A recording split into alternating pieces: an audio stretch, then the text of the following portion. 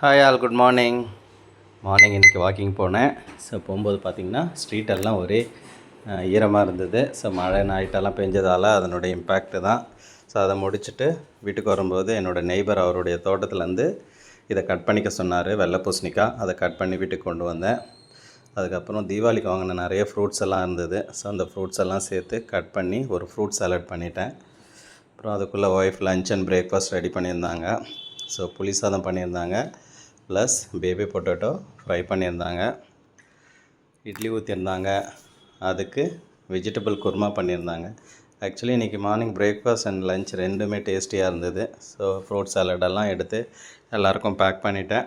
Wife விளக்கேற்றிட்டு பூஜை முடிச்சுட்டு சாதம்லாம் வச்சுருந்தாங்க. ஸோ அந்த சாதத்தை எடுத்துகிட்டு வந்து காக்காவுக்கு வச்சுட்டேன்.